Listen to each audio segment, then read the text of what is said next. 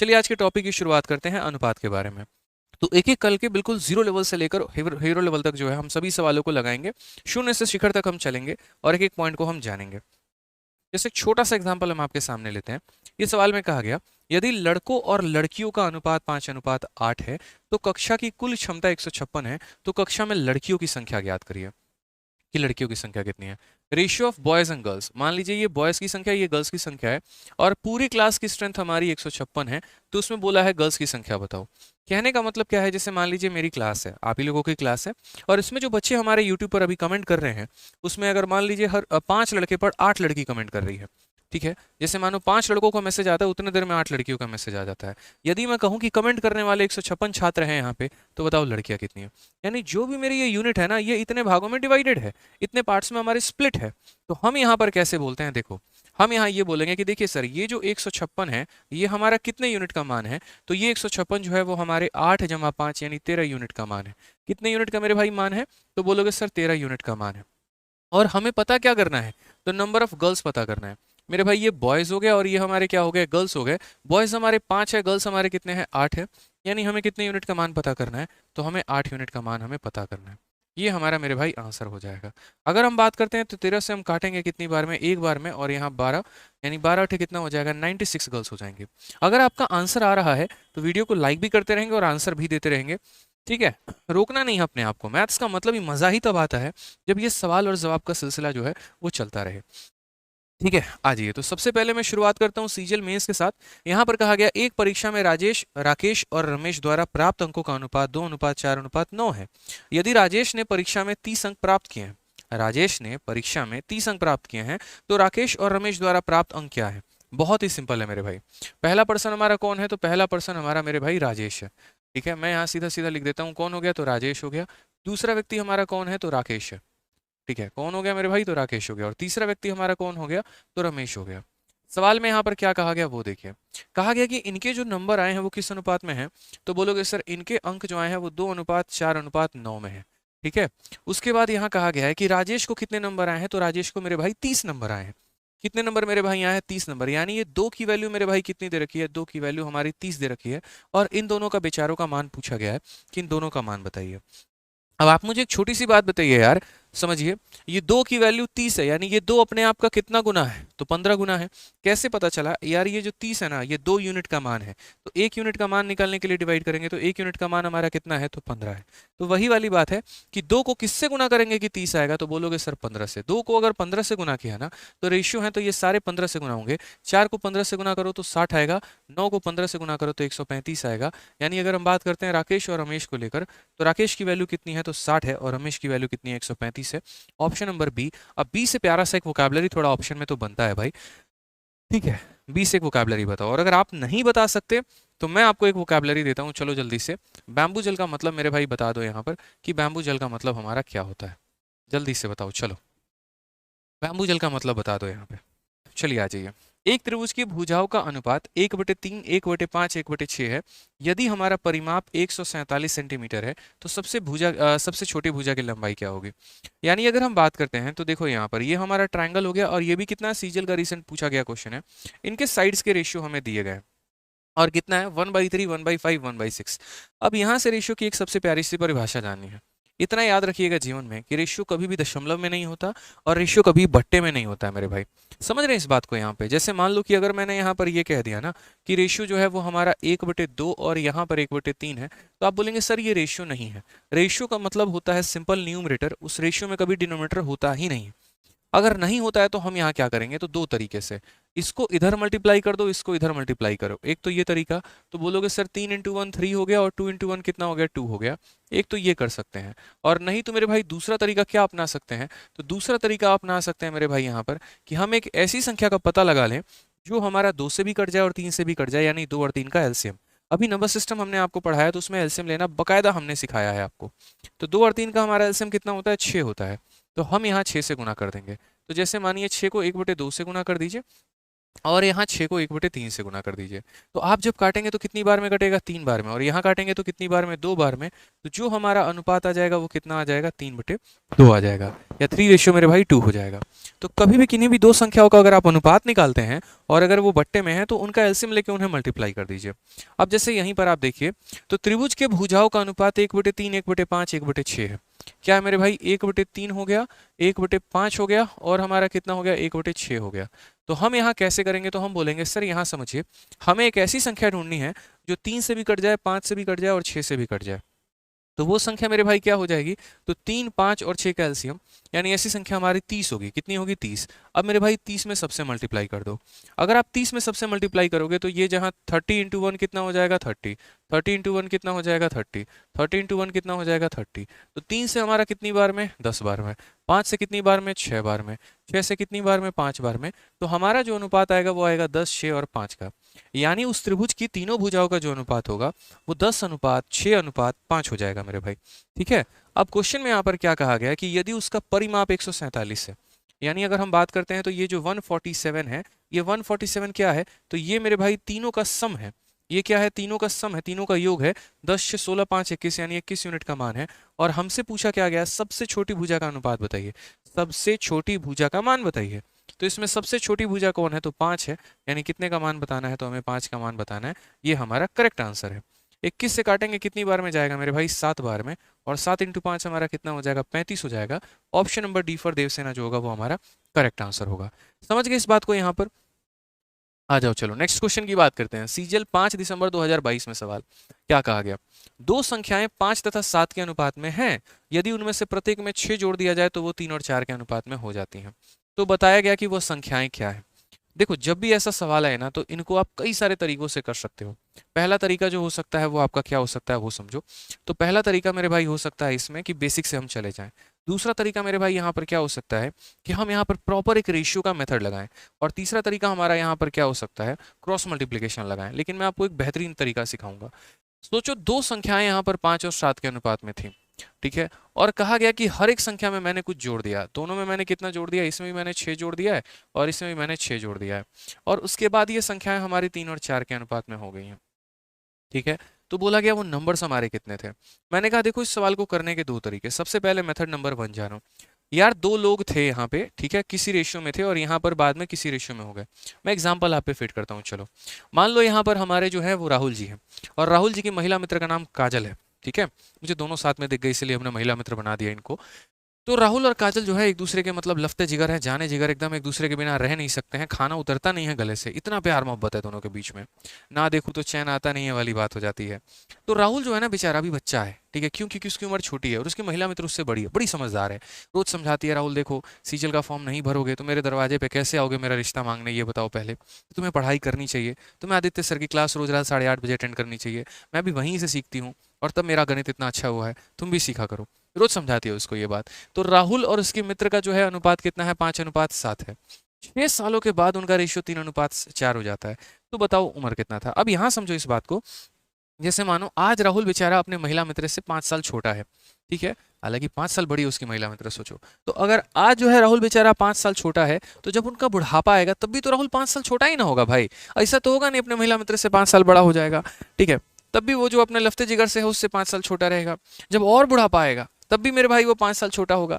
यानी राहुल और उसकी महिला मित्र के बीच में यानी काजल के बीच में जो गैप है वो हमेशा फिक्स रहने वाला है, वो नहीं बदलने वाला है। उसी तरीके से दो संख्या हैं तो इनका जो गैप है यहाँ पर, ये गैप हमारा कितना यूनिट है? 2 यूनिट है। और यहाँ जो गैप है वो कितना यूनिट है? 1 यूनिट है। ये गैप नहीं बदलेगा भाई, इस गैप को हमें फिक्स रखना है। अब गैप हमारा फिक्स रहेगा तो हम कैसे करेंगे? तो हम यहाँ बोलेंगे सर यहाँ देखो 2 है और यहाँ कितना है? 1 यूनिट है। तो मेरे भाई इसको भी 2 बनाया जाए। और इसको 2 कैसे बनाया जाएगा? तो 1 को 2 बनाने के लिए क्या करना पड़ेगा? 2 से गुना। तो यहाँ 2 से गुना किया तो इधर भी 2 से गुना करो और इधर भी मेरे भाई 2 से गुना करो। अब आप क्या बोलोगे?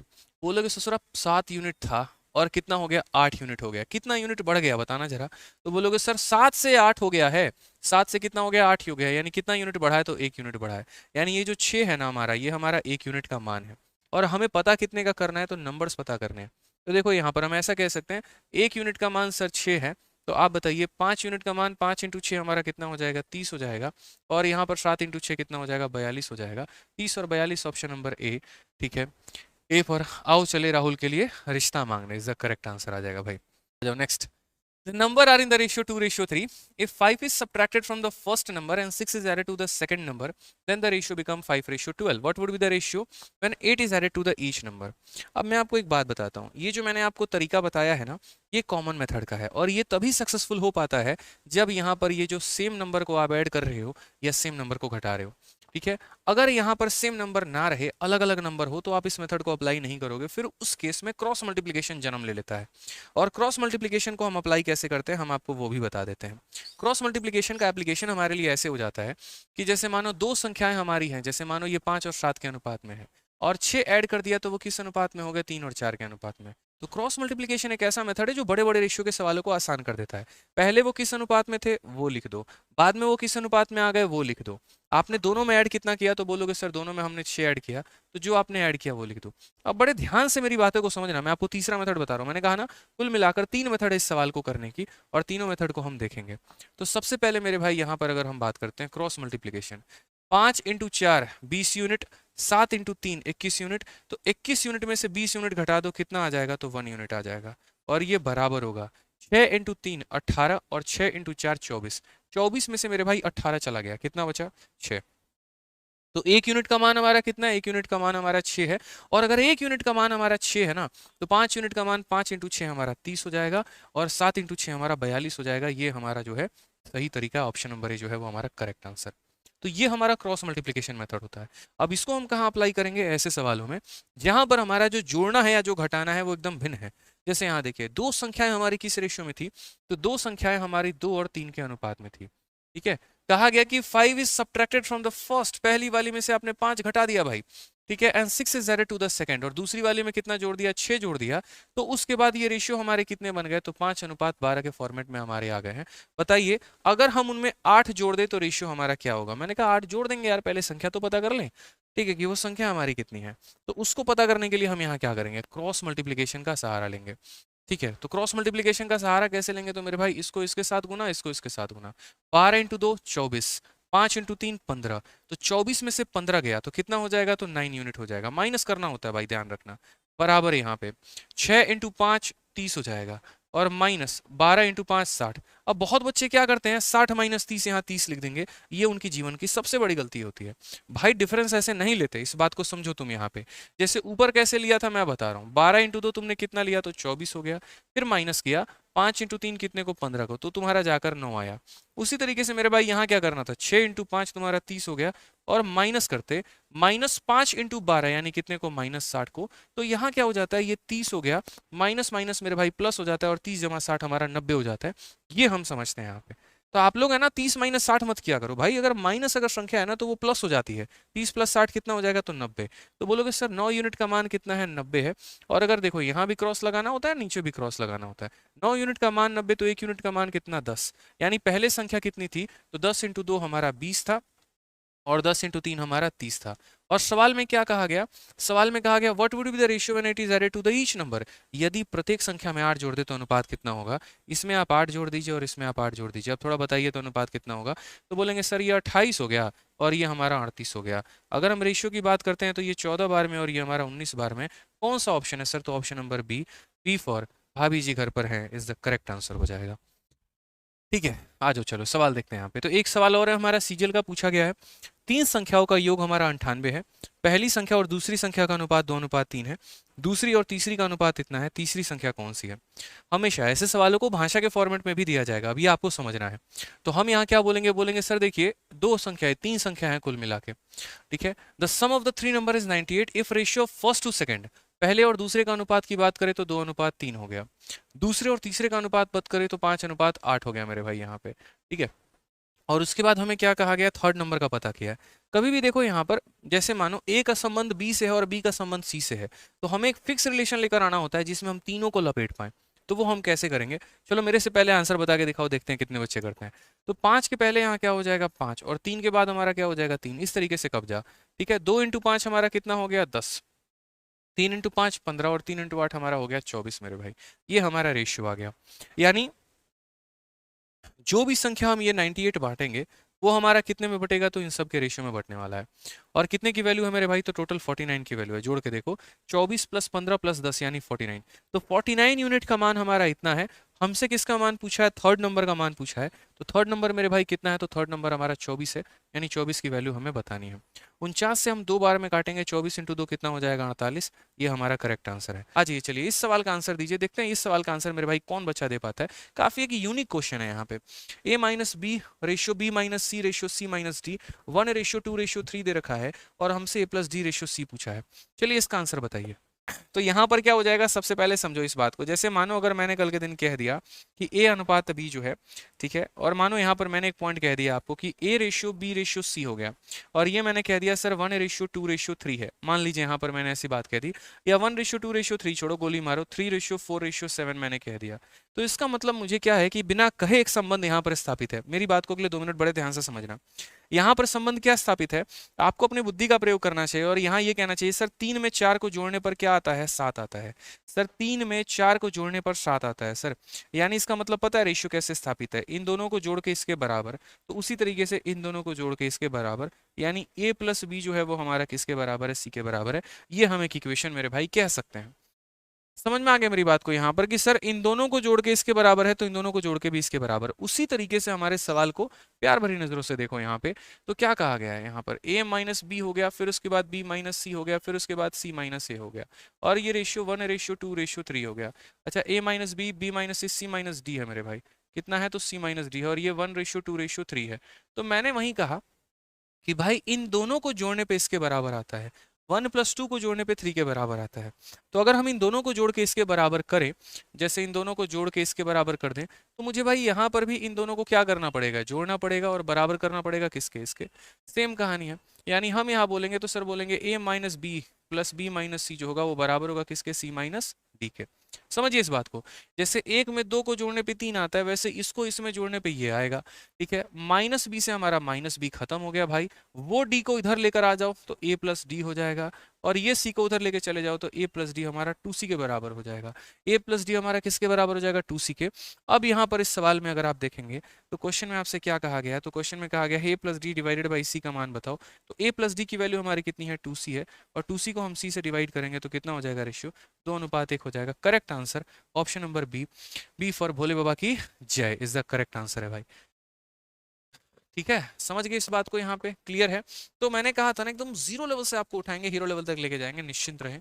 बस यहाँ क्लास को अटेंड करते रहें और बढ़िया तरीके से पढ़ते रहें। आ जाओ चलो नेक्स्ट क्वेश्चन की बात करते हैं। अगला सवाल था ना मजेदार सवाल एकदम, थोड़ा कमेंट बॉक्स में बताओ, लाइक वाइक नहीं कर रहे हो यार, मजा नहीं आ रहा है, कसम से बता रहे हैं। ए बी और सी तीनों 10,500 की राशि को आपस में क्रमशः 5, 7 और 9 के अनुपात में विभाजित करते हैं। यदि प्रत्येक को 500 रुपए अधिक मिलते हैं तो ए बी सी की राशियों का अनुपात हमारा क्या होगा। अब इस सवाल को मेरे भाई करने के काफी सारे तरीके हैं। ठीक है, जैसे एक हमारा तरीका क्या हो जाता है कि देखो हमारे पास टोटल फिक्स अमाउंट कितना है, A B C divide an amount of 10,500 among themselves in the ratio 5:7:9. If each one of them get 500 more, then what will be the ratio of amount to A, B and C? ठीक है, तो मैंने कहा ना इस सवाल को करने के 2-3 तरीके हैं। सबसे पहले समझते हैं। तो यहाँ हम जानते हैं हमारा A हो गया, B हो गया, C हो गया। अगर हम इनके रेशियो की बात करें तो ये हमारा हो जाएगा 5:7:9, यानी जो टोटल पैसा है मेरे भाई यहाँ पर 10,500, ये 10,500 हमारा कितने यूनिट का मान है। आप अगर सही से देखो तो आप बोलोगे सर 9, 7, 16, 16 और 5 21, यानी 21 यूनिट का मान हमारा है। अब 21 यूनिट का मान हमारा कितना है, तो 21 यूनिट का मान हमारा 10,500 है। ठीक है, 1 यूनिट का मान हमारा कितना होगा, तो 1 यूनिट का मान हमारा 500 रुपए हो जाएगा। तो 1 यूनिट का मान हमारा कितना हो जाएगा, 500। अब दुनिया में 2 प्रकार के लोग होते हैं, उसी तरीके से हमारे 2 प्रकार के एस्पिरेंट भी हैं। एक वो वाले हैं बेचारे, उन्होंने कहा सर ने कहा 1 यूनिट का मान 500, तो 5 यूनिट का मान कितना हो गया, 2500 रुपए हो गए। फिर 7 यूनिट का मान कितना हो गया, 3500 रुपए हो गए। फिर 9 यूनिट का मान कितना हो गया, 4500 हो गया। फिर सवाल में यहाँ पर क्या कहा है, हर किसी को 500 ज्यादा मिले तो क्या रेशियो होगा। हम यहाँ क्या करेंगे, 500 जोड़ देंगे, इसमें 500 जोड़ दिया, इसमें 500 जोड़ दिया, इसमें 500 जोड़ दिया। अब उसके बाद मेरे भाई क्या हो जाएगा, तो सर ये 3000 हो जाएगा। उसके बाद ये कितना हो जाएगा, 4000 हो जाएगा। उसके बाद ये कितना हो जाएगा, 5000 हो जाएगा। बड़े प्यार से 3, 4 और 5 का रेशियो बता देंगे, ऑप्शन नंबर 1 कर देंगे। कहाँ गलती है, सही तो बताएं हम, सही नहीं था, बताओ जल्दी। 5 देखो, 1 यूनिट का मान इतना, तो 5 का इतना, 7 का इतना। भाई साहब ऐसे करोगे ना जीवन में कतई सिलेक्शन नहीं होगा, मैं बता रहा हूँ। कुछ बुद्धि तो कभी कभी प्रयोग कर लिया करो, ये बताओ पहले। ठीक है, अपने लिए ना सही उसके लिए तो प्रे कर लिया करो। बताओ, तुम्हारे बिना मेरे भाई साहब हालत खराब हो जाएगी उसकी भी। बताओ, जो कसम तुम दे रखे हो कि इंतजार करना, तुम्हारे गली में मेरी ही बारात आएगी, तो वो तो बेचारी तुम्हारा इंतजार कर रही है। लेकिन ऐसे अप्रोच से तो कभी बेचारी का जो है वो हाथों में मेहंदी तुम्हारी वजह से तो नहीं लग पाएगा, किसी और के नाम का लग जाए तो वो अलग बात है। भाई सोच रहा हूँ यहाँ पे 21 यूनिट का मान इतना है तो 1 यूनिट का मान 500, तो उल्टा भी तो पढ़ लिया करो ना यार। हैं बताओ, यहाँ पे उसको इंतजार करा रहे हो और खुद की बुद्धि को भी इंतजार करा रहे हो, ऐसे मत करो, उल्टा कर लो। ये बताओ, 500 को भी तो 1 यूनिट कह सकते हो कि नहीं कह सकते हो, बोलो। अब हर किसी को 500-500 रुपए तुम दे रहे हो, तो 500-500 ना देके 1-1 यूनिट दे दो। कल के दिन 1000 रुपए दोगे तो 2 यूनिट दे देना। नहीं समझे, बताते हैं। 500 रुपए का मतलब कितना हो गया, 1 यूनिट। तो भाई हर किसी को 1-1 यूनिट दे दो ना, बात खत्म। क्यों पहले पैसे में कन्वर्ट करके फिर यूनिट में लेके आना, सीधा यूनिट से यूनिट ही खेल लो। तो 6, 8 और 10 हो गया, काट लो भाई रेशियो से, 2 से 3 बार में, 4 बार में, 5 बार में, बात खत्म यहाँ पे। तो छोटी छोटी चीजें ही होती हैं जो आपको आगे लेके जाती हैं, जो समय बचाती हैं आपका। यहाँ पे 500 रुपए के लिए 1 यूनिट था तो 1-1 यूनिट जोड़ दिया। 1000 रुपए की बात करता, 1000 रुपए 2 यूनिट, तो सब में 2-2 यूनिट जोड़ देते। ठीक है, चलो आ जाओ नेक्स्ट क्वेश्चन की बात करते हैं। अगला सवाल देखते हैं, यहाँ पर अगला सवाल क्या बोला है। 25 पैसे, 50 पैसे, 2 रुपए, 5 रुपए के सिक्कों के संख्याओं का अनुपात 5:4:3:1 है। यदि सिक्कों की कुल राशि हमारी 285 है, तो हमारा 25 पैसे और 5 रुपए के सिक्कों की संख्या का बीच का अंतर ज्ञात करें। मेंस का क्वेश्चन है ससुरा, अभी पूछा है 2023 में। बुझे कि नहीं बुझे, बताओ यहाँ पे। अब देखो ऐसा सवाल क्या होता है, ये क्वाइन वाले जो क्वेश्चन होते हैं ना, बड़े मजेदार क्वेश्चन होते हैं। क्वाइन में टोटल 2 तरह का क्वेश्चन बनता है। एक क्वेश्चन तो यहाँ ये बनता है कि आपके पास क्वाइन का पूरा संख्या दे दिया जाएगा और आपसे उसका अमाउंट पूछेगा। जैसे ये बोलेगा 20 पैसे सिक्के, 25 पैसे के सिक्के, फलाने फलाने के सिक्कों की संख्या का अनुपात फलाना फलाना फलाना फलाना है। यदि सिक्कों की कुल संख्या इतनी है तो पैसे की वैल्यू बताएं, या यदि पैसों की वैल्यू इतनी है तो सिक्कों संख्या बताएं। हमने कहा यार देखो, जब भी क्वाइन से संबंधित कोई बात पढ़ो तो सवाल को कैसे लगाना है वो समझो। यहाँ पे तो कॉइन से संबंधित कभी भी पढ़ रहे हो तो बस एक काम करना। पहली बात, यहाँ पर कौन कौन से कॉइन को तुमने लिया है वो लिखो। तो 25 पैसा, 50 पैसा, जो तरीका बताऊंगा ना उसी को अप्लाई करना। किसी भी तरह का सवाल आएगा तुम्हारा सेकंडों में बन जाएगा। बस अगले 2 मिनट में मेरा मेथड देख लो एक बार आप। तो 25 पैसा हो गया, 50 पैसा हो गया, 2 रुपए हो गए, 5 रुपए। तो जो भी डिनोमिनेशन है ना कॉइन के वो लिख दो। तो यहाँ बोलोगे सर 25 पैसे का एक कॉइन है हमारा, और उसके बाद मेरे भाई कितना है, तो बोलोगे सर 50 पैसे का कॉइन है, और मेरे भाई कितना है, तो 2 रुपए का कॉइन है, और कितना है, 5 रुपए का कॉइन है। इन संख्याओं में जो इनके नंबर हैं वो हमारे डिनोमिनेशन कितने हैं, तो बोलोगे सर 5:4:3:1, ये हमारे सिक्कों की संख्या है। हम यहाँ पर बस ये कह रहे हैं इनकी वैल्यू को लिख लीजिए कि इनके द्वारा क्या वैल्यू आपको जनरेट होगी, टोटल मनी क्या जनरेट होगी। आप ऐसे समझो, या मनी आप लिख लो सीधा कि सर इनके चलते पैसा पैसा कितना मिलेगा। सर आप ये बताओ, 25 पैसे के 5 अगर सिक्के मिल गए तो कितने रुपए के बराबर है। तो 25 पैसे के 5 सिक्के हमारा 1 रुपये 25 पैसे के बराबर है। कैसे लिखते हैं, तो 25 इंटू 5 कितना हो गया, 125 पैसे, और पैसे को रुपए में कन्वर्ट करने के लिए 100 से भाग करेंगे तो हमारा हो जाएगा 1.25 मेरे भाई। समझ गए। तो 25 इंटू 5, 1 रुपये 25 पैसे मेरे भाई।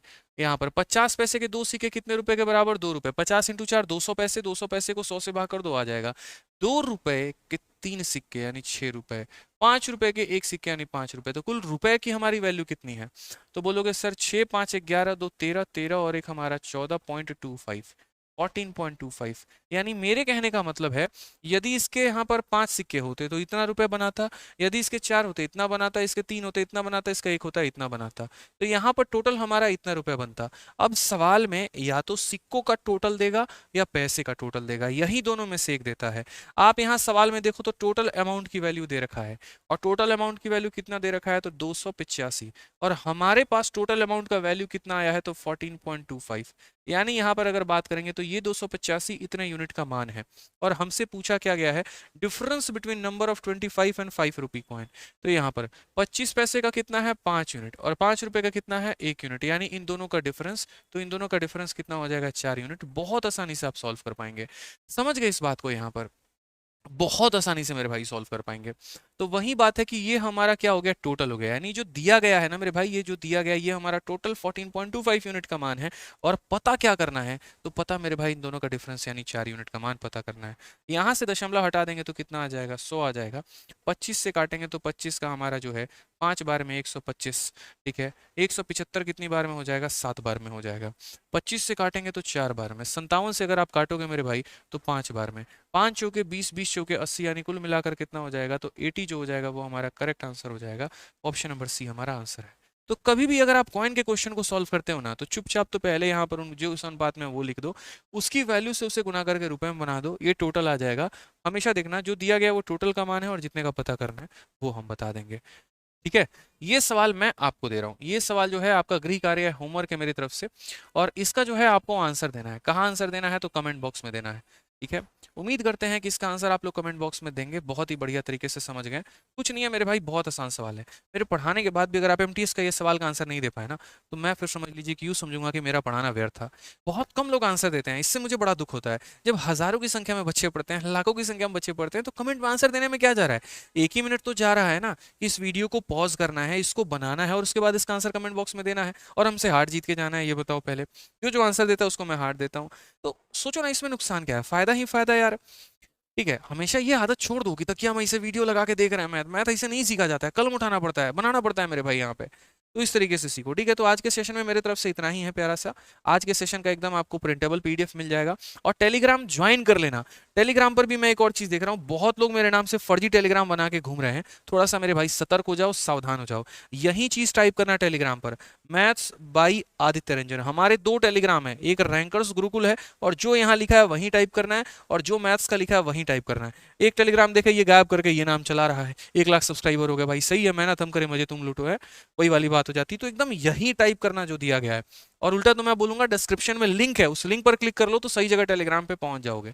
फर्जी लोगों का टेलीग्राम चैनल मत ज्वाइन करो, लपेटे में आ जाओगे। कभी किसी दिन सस्पिशियस एक्टिविटी हो गई किसी के टेलीग्राम में, तो आपका भी नुकसान हो जाएगा। और चैनल को लाइक करो, सब्सक्राइब करो, शेयर करो।